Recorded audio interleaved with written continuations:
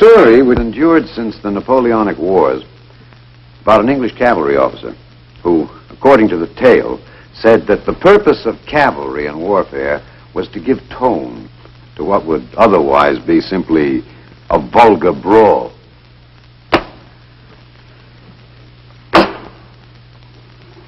The cavalry trooper in the United States Army was always, from the beginning, a magnificent fighter, and the cavalry itself a magnificent service.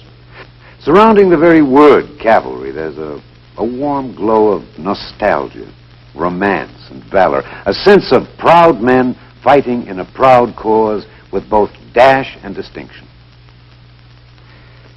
It's now many years since the horse cavalry was abolished in our army. 3 wars have been fought without it. But the cavalry itself, its concept and its mission, are still a vital part of today's army. Today, the big picture camera sweeps back through history to bring you the story of the cavalry in its long ride to glory.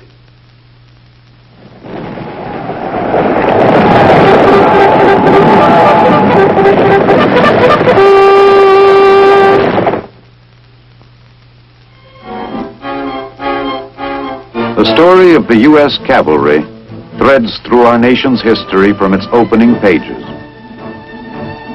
This is a salute to those valiant mounted warriors. From the beginning, the cavalry was part of the ragged and untried Continental Army, which secured the dream of independence for the young nation. It was a small force, however, and it did not really come into its own until the southern campaigns toward the end of the war. Then, at Kings Mountain and Cowpens, and in a series of other mounted battles, small bodies of regular cavalry routed the British and helped turn the tide of the war.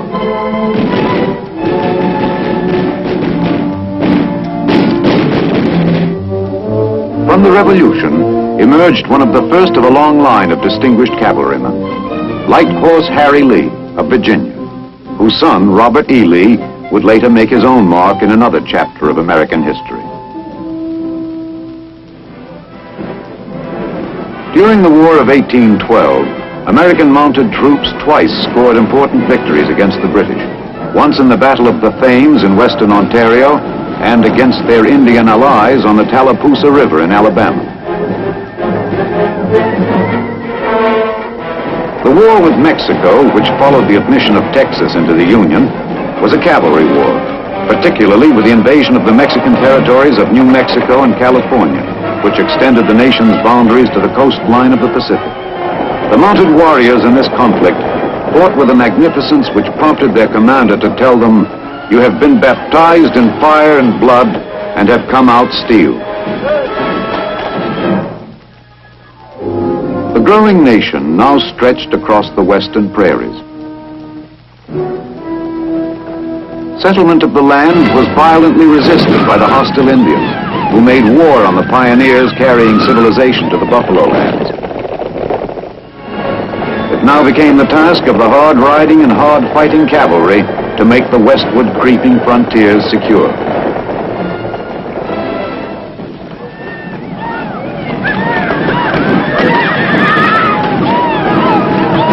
More than 12,000 miles of territory had to be protected against tribes prepared to fight to the death the migration of white men into their world.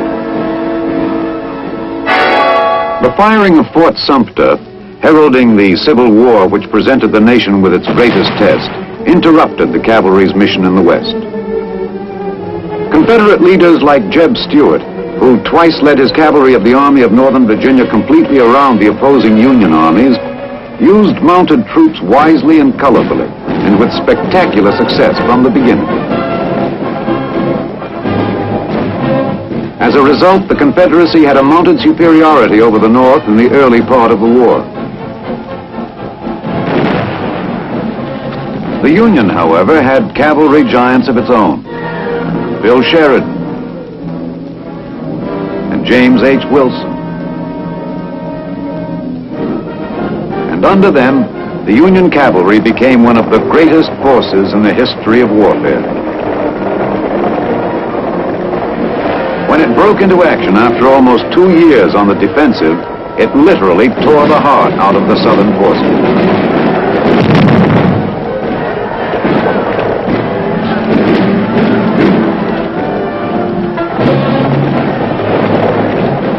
The cavalry of both armies, Union and Confederacy, fought with daring and distinction, and with imagination. Together they developed a new concept of cavalry warfare, which took fullest advantage of the cavalry's potential for speed and mobility, completely revolutionizing strategy and tactics which had always before characterized mounted action.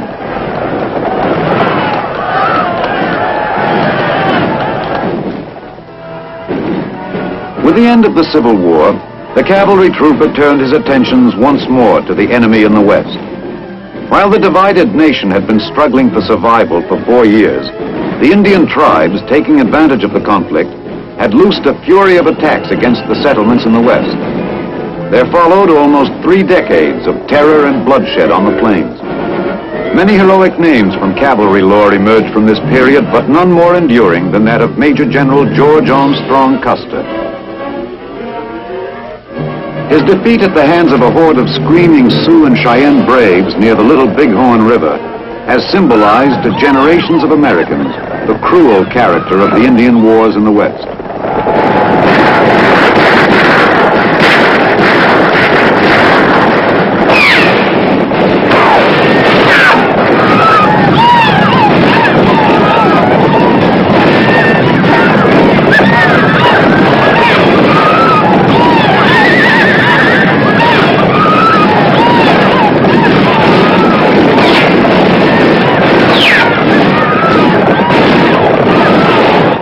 On this sun-baked ridge in southern Montana on a scorching June afternoon in 1876, where every member of Custer's proud and spirited 7th Cavalry Regiment faced and met violent death, the Indian achieved his most memorable victory over the white man.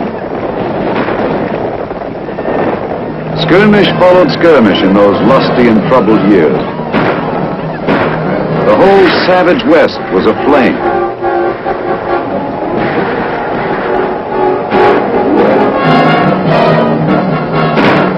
Peace came hard and slowly, and only with the constant pressure of force applied by the mounted guardians of the nation's territories.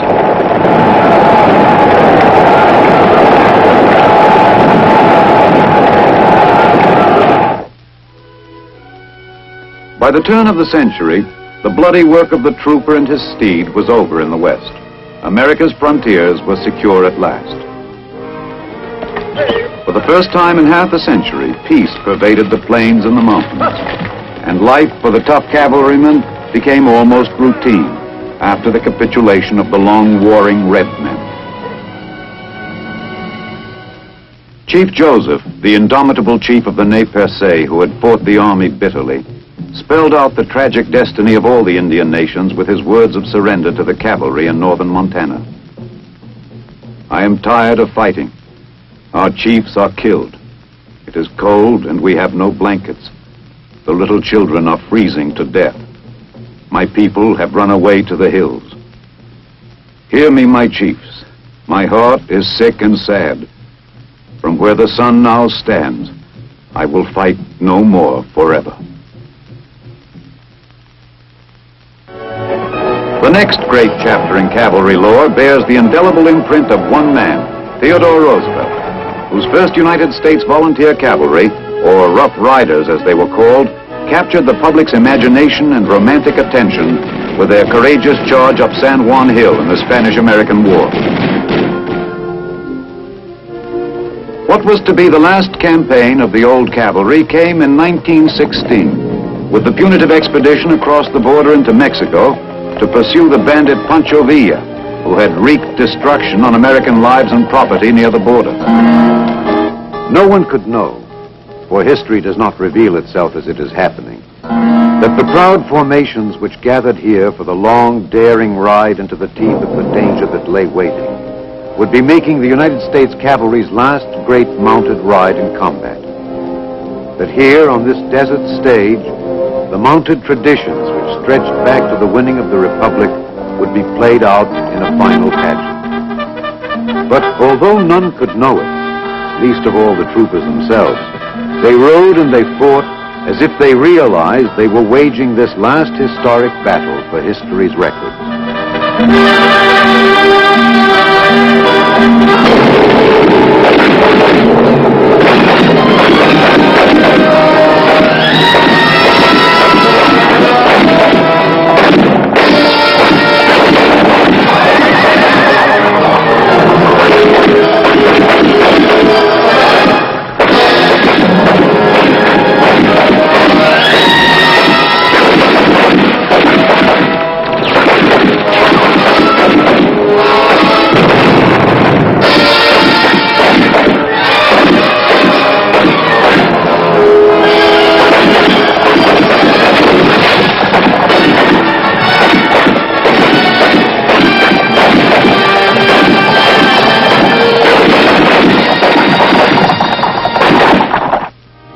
With the beginning of World War I, the history of the cavalry changed forever.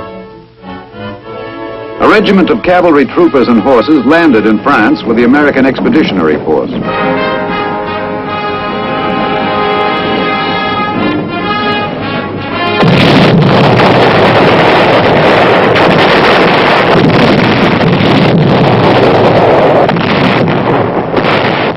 But the Western Front was stabilized into a trench warfare of massed fire and little change of position, and there was no use for the mobility of cavalry. At training camps back in the States, there was still no reason to believe that the end of the cavalry was in sight, however. Even though the greatest war in human history had left it behind, this was because of factors beyond the control of strategists. The cavalry was still very much an active force, and mounted troops trained constantly to keep in readiness for the day when the combat situation might change.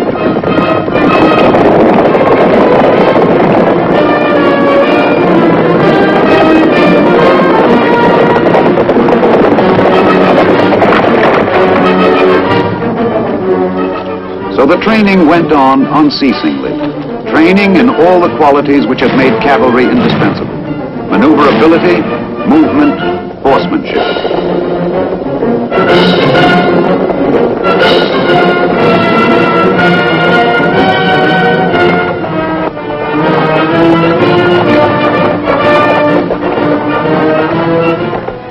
Only once in Europe during World War I, however, was American cavalry employed tactically. For the most part, instead of fighting with the esprit and dash which had distinguished it in so many other wars, the cavalry in Europe was left with the unfamiliar task of running various remount stations.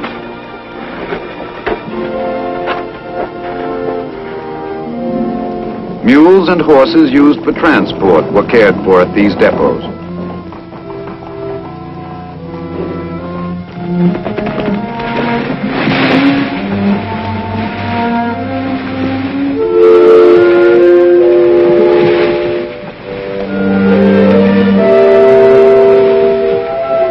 The horse himself, proud steed bred to the thrill of excitement, became for a while a messenger, a carrier of supplies, for whom the bugle call to battle no longer sounded. He was treated well and with consideration, however, as befits an honored warrior who had been withdrawn for a while from the battle. Still, there was no valid reason to believe the story of the cavalry was ending. Despite the small part it had played, all the great generals of the war paid tribute to its continuing function. General John Pershing declared, "There is not in the world today an officer of distinction who does not believe with emphasis that cavalry is as important today as it ever has been."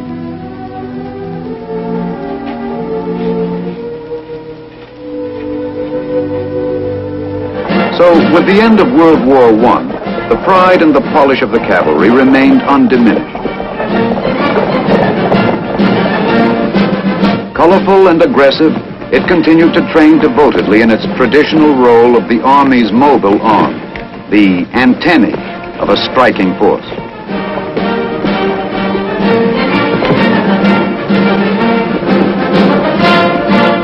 It was well prepared to carry out its mission of reconnaissance and counter-reconnaissance, screening and flanking in every kind of terrain and situation.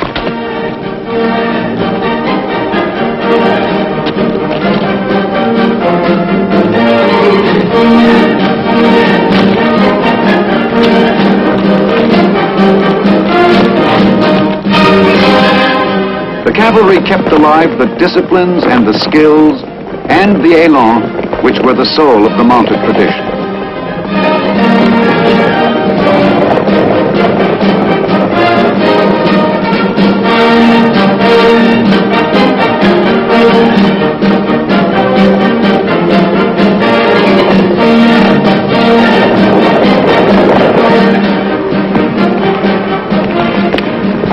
Yes, the cavalry trained hard during the 20s and 30s, while war clouds were forming over Europe and the Orient.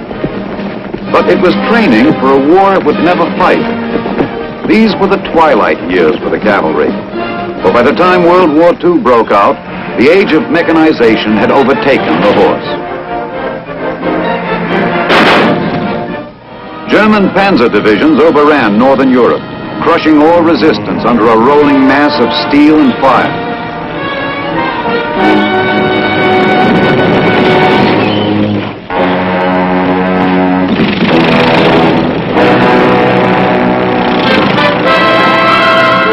The devastating successes of the blitzkriegs, which these armored divisions spearheaded, pointed up clearly the kind of mobile force that each side would employ on the battlefields of World War II.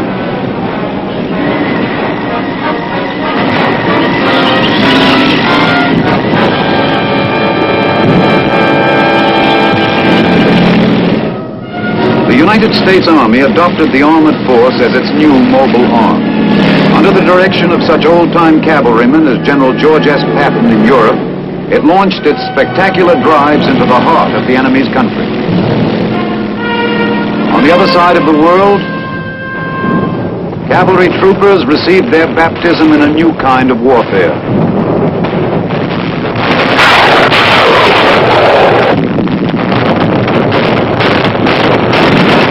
The men of the 1st Cavalry Division traveled not by horse, but by new amphibious steeds to the islands of the Pacific.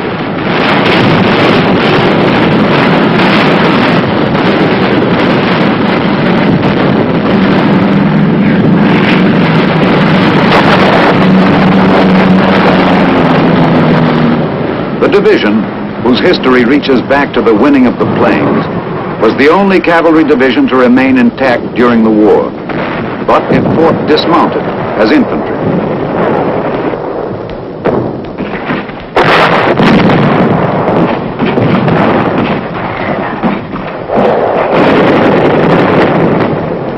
The troopers handled their new role well. They fought with a courage that did justice to the reputation established by their mounted comrades of an earlier age.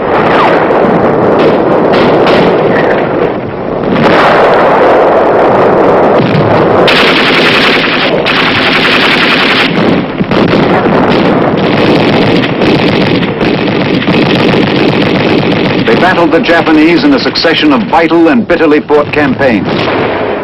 Los Negros, Leyte, Luzon,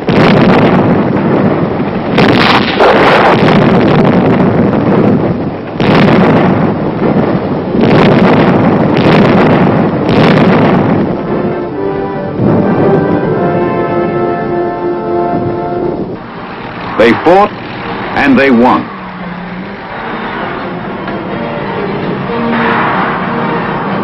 And with peace, they moved on into the capital of the enemy's homeland.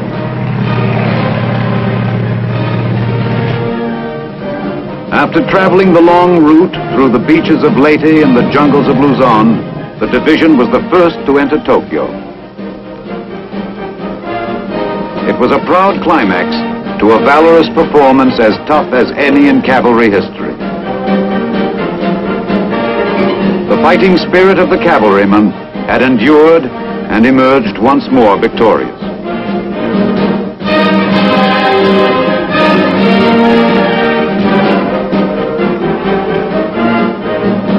The division brought credit to itself in its occupation of Japan, but its fighting days were not yet over. Less than 5 years after its triumphal entry into Tokyo, the 1st Cavalry Division was on the move again to defend the invaded land of South Korea. Less than a month after the North Korean communists began their aggressive war in June of 1950, the division landed at Pohang-dong on the east coast of Korea. Its mission was to push inland and help stop the enemy from reaching the port city of Busan.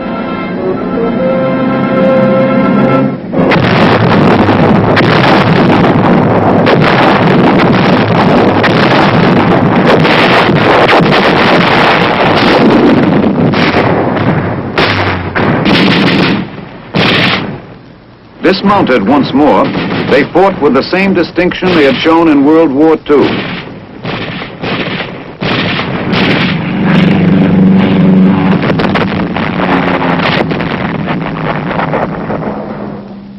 Their mission was successful. The defense perimeter around Busan held, and while the world watched and hoped, the beleaguered nation of South Korea continued to live. In September of 1950, the division broke out of the perimeter, along with the rest of the UN forces. And now it had a new mission, to drive north more than 100 miles through enemy territory to link up with the 7th Division, which had landed on the west coast. It fulfilled this mission in little more than 20 hours, in a drive called the most rapid advance ever made in the history of modern arms.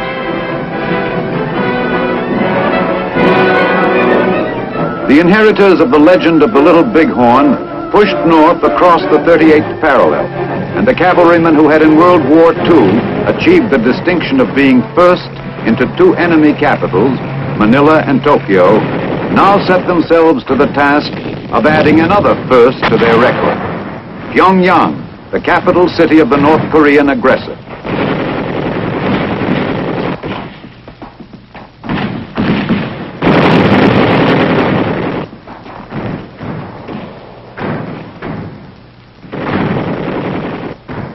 They succeeded. This victory, too, was theirs. And with the collapse of the North Korean enemy, symbolized by this capture of his strongly held capital, the hope for peace grew bright again.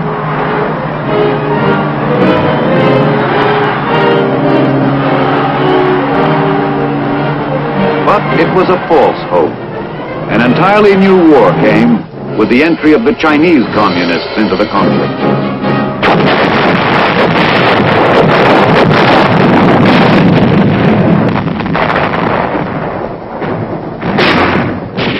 Korea added many names to the division's roster of memorable battles. Its last big action was a series of sustained assaults on famed Old Baldy and the vital hills around it, which in enemy hands threatened the United Nations supply line.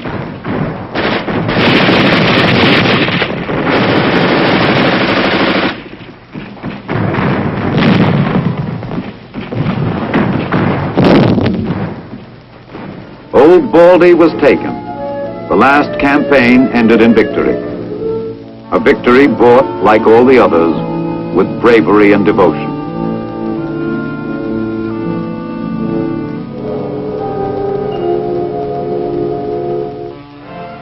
When the fighting was over for the weary men of the division, they returned to Japan. The last in a long and gallant line of cavalrymen who had fought their nation's wars with distinction.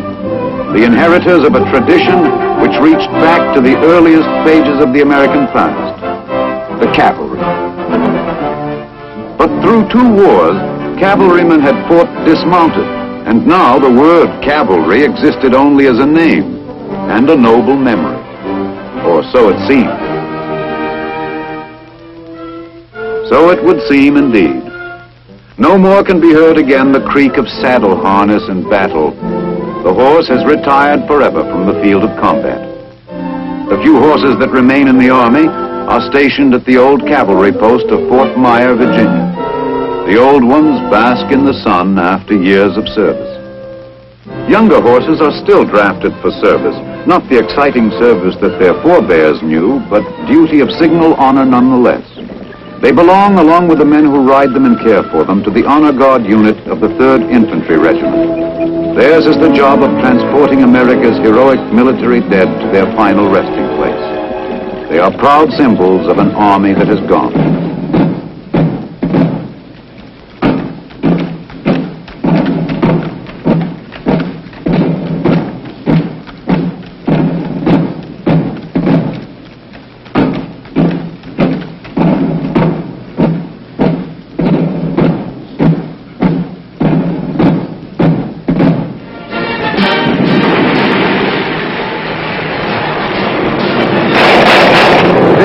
Army is built on a mobile capability whose dimensions have increased 100-fold over the capabilities of yesterday's armies. This new mobility, a product of the age of mechanization, is constantly being improved by the forward rush of technology's advance.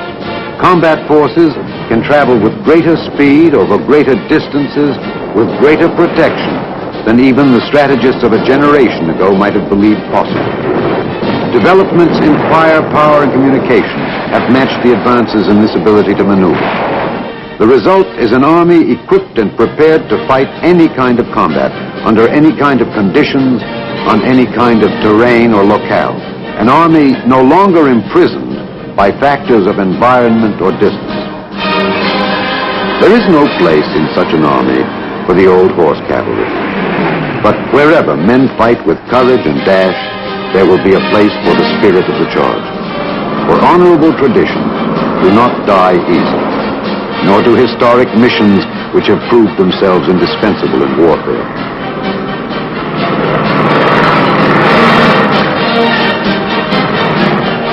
The horse is gone, but the mission of the cavalry remains, carried out now on other steeds.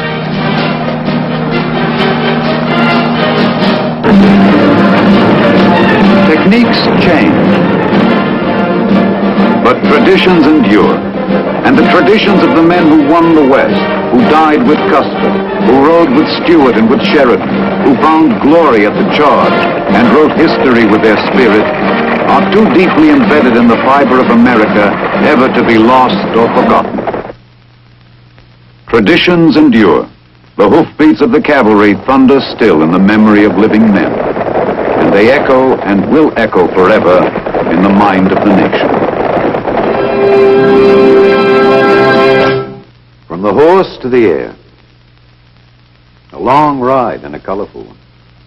The cavalry's long ride through the nation's history, and that of the army which secured it and guards its peace and its power today.